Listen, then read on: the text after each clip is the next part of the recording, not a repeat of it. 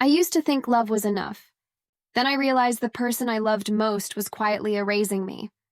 For 10 years, Jonathan dictated everything from the coffee I drank to the friends I kept. When I said I was tired from my marketing job, he just smirked. "You work at a desk? Eva, you don't get to be tired." That line broke me. He claimed we couldn't afford ballet for our daughter, Daisy, unless I contributed more, so I took a second job. While I was working nights at a cafe, Jonathan was building a new life with Miss Ellie. He told me I didn't deserve to be tired. Now I'm going to show him what exhaustion really looks like. From the outside, we looked like a stable little family. A white house on a quiet street in Portland, Maine. A bright-eyed daughter always laughing. A husband people admired. Dependable, thoughtful, good with kids. And me, the woman behind the camera, arranging every little detail so the picture stayed perfect. When Daisy was born, I switched to part-time at my marketing firm. Jonathan said it was for the best. "I make enough for both of us, Eva. You just focus on home. I'll take care of the rest." At the time, that sounded like love. But that was the day I started disappearing, piece by piece, from my own life. Every suggestion I made somehow became unreasonable. When I mentioned ballet lessons, he opened our bank app, pointed at the balance, and said, "Be realistic. We can't afford that." But Daisy kept talking about Miss Ellie. She said Miss Ellie took her to the park, bought her dresses, and said she was really good at dancing. At first I thought she meant her teacher. Until she said, "No, Mommy, Miss Ellie plays with Daddy." When I asked Jonathan about it, he laughed. That condescending, knife-thin laugh that made my stomach twist. "You're being paranoid. She's just a coworker helping out. You should be grateful." So I forced myself to believe him. Because if I didn't, I'd have to face the truth that the man I loved was lying to me. But things stopped adding up. Our tight budget didn't explain his new clothes, the restaurant receipts, the missing evenings. And one night I came home early from the cafe to find the house empty. His car gone, Daisy missing. When they finally returned, Daisy was wearing a new pink dress. She ran up, glowing, and said, "Mommy, we went to the movies with Miss Ellie." Her words were innocent. But that was the night I realized innocence could break you. And my marriage stopped feeling like a home. It felt like a stage where I didn't belong anymore. After that night, silence became Jonathan's favorite weapon. He didn't shout. He didn't explain. He just withdrew. Every conversation died in his throat, replaced by short answers. Yeah. No. Whatever you think. That kind of quiet eats you alive. When I finally asked what was wrong, he smiled like a therapist diagnosing me. "You're overreacting. Ava, you imagine things when you're stressed." Then came the spreadsheets, his way of turning gaslighting into math. "If you want Daisy to dance, maybe pick up a night job," he said, tapping the numbers. "You could use a hobby anyway," so I did. I started working evenings at a small cafe down the block. I told myself it was temporary, for Daisy, for our family, but I didn't realize Jonathan wanted me gone. He wanted the house to himself. The first night I came home, the TV was still on. 2 wine glasses on the coffee table. He was asleep, though one glass was half full, and I don't drink wine. The next few weeks blurred together. Day job, night shift, exhaustion, repeat. When I said I was drained, Jonathan smirked. "You barely work compared to me." "You don't know what tired means." Once I cried. He didn't comfort me. Didn't even touch me. "You need to be stronger, Eva," he said softly, like strength was the cure for betrayal. He made me believe his cruelty was love. And every time I questioned our finances, he'd say, "If you trusted me, you wouldn't ask." So I stopped asking. But the silence only got heavier. One snowy evening, I came home early again. Through the kitchen door, I saw Daisy, sitting on a woman's lap, coloring. Jonathan stood nearby, smiling, holding a glass of wine. That woman, Ellie, was tying Daisy's hair like she'd done it 1,000 times before. And Jonathan looked happy, peaceful, like this was his real family. I didn't confront him that night. The next morning, he handed me flowers and kissed my forehead. "Let's start over," he said. And I, stupid, desperate, nodded, but something inside me had shifted. Love no longer felt like safety. It felt like anesthesia. The first time I saw Ellie's name on a bank statement, it didn't even hurt. It just confirmed what my body already knew. $450. Every month, same day, like clockwork. I spent my lunch break at the bank, pretending to be calm while my hands trembled under the desk. When the teller handed me the printout, my stomach dropped.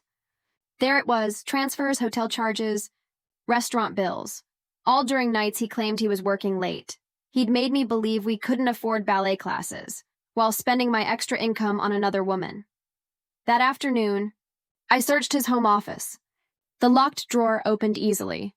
I'd bought the lock years ago and still had the spare key. Inside, receipts, a hidden credit card, and property documents. A condo, bought in his name alone 11 months ago. It wasn't Ellie's house like Daisy thought. It was his. I took pictures of everything, put it all back exactly as I found it. That night, I smiled through dinner, laughed at his jokes, and kissed him goodnight. Because the moment he believed I was calm, I became dangerous.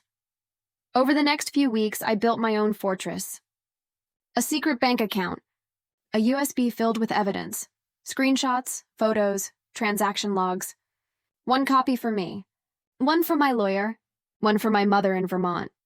When I finally sat across from the lawyer, a gray-haired woman with sharp eyes, she didn't flinch at the mess I spilled on her desk.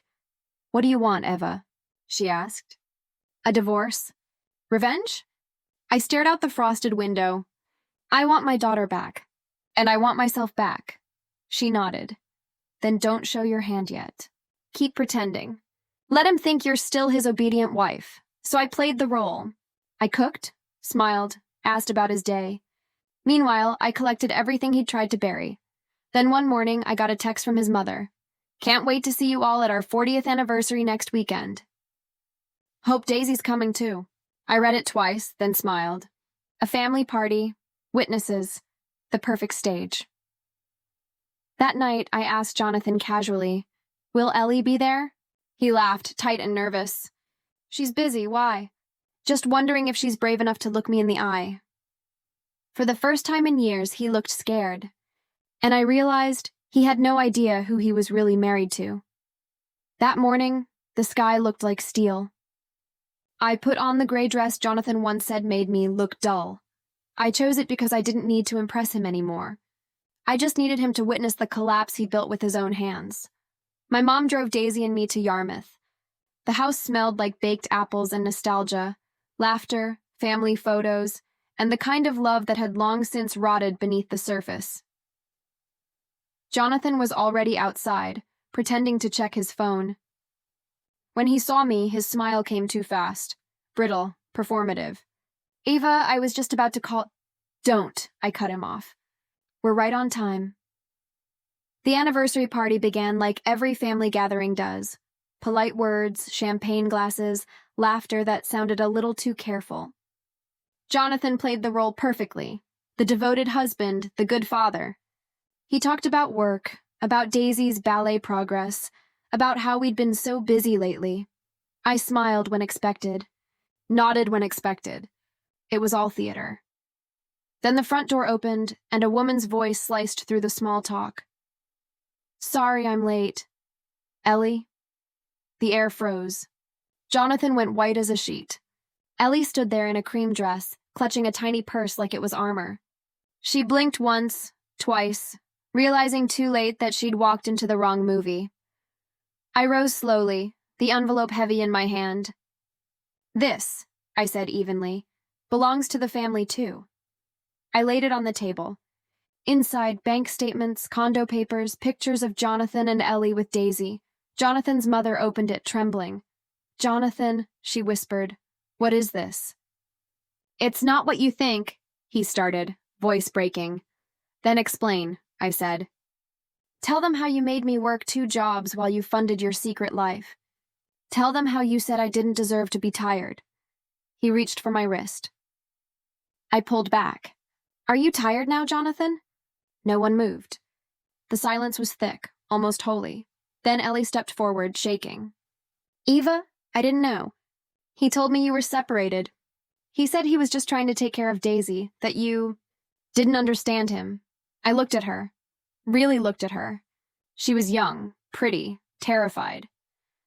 You knew he was married, I said quietly. You just believed what made you feel special. Tears welled in her eyes. I thought I was different. He said you didn't love him anymore, that you made him feel trapped. I almost laughed. Not mockingly, but bitterly. Of course he did. That's how men like Jonathan survive. They convince every woman that the last one was the problem. She flinched, and for a brief moment, I saw something in her expression. Recognition. The painful kind. The kind that says she finally gets it. Ellie, I said softly, I don't hate you. I just pity you. Because you'll have to learn the same lesson I did. Sometimes the person who makes you feel most loved is the one quietly erasing you. Her lips trembled. Jonathan said nothing. He just stood there, hollowed out, surrounded by the ruins of his own performance. I took Daisy's hand. Come on, sweetheart. We're going home. Behind me, his mother began to cry. Jonathan called my name, but I didn't turn around. For the first time in years, I owed him nothing. Not even my attention. 2 weeks later, the divorce papers were filed.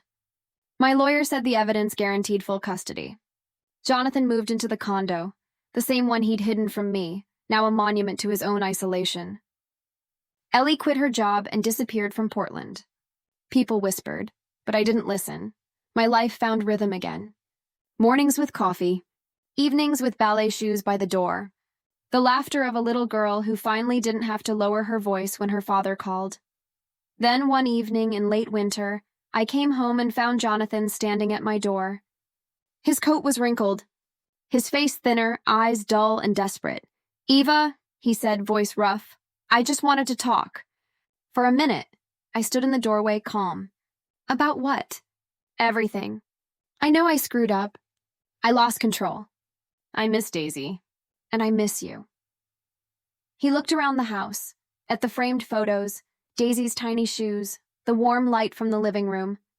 You look happier, he said quietly. I'm glad. I just wish it was with me. I'm sorry for everything. Can we not start over? I met his eyes, tired, pleading, and felt nothing. Jonathan, you didn't destroy our marriage, I said evenly. You just revealed what it really was. I just wasn't brave enough to admit it earlier. His lips trembled. I don't know how to live without you. I smiled faintly. Then you'll have to learn. It's hard at first, but it gets easier. I had to learn it too. I closed the door. Not slammed, not harsh, just firm. Like finishing a book I no longer needed to reread. Outside, the wind moved through the trees. His car started, then faded into silence. I stood there for a while, looking at the home that finally belonged to me and my daughter. That night, Daisy climbed into my lap. Mom, are you tired? She asked. I brushed her hair from her face. A little, I said. But it's the happy kind of tired. She nodded seriously. Good, because you deserve to be tired. I laughed, softly through tears. And for the first time in years, exhaustion didn't mean defeat. It meant freedom.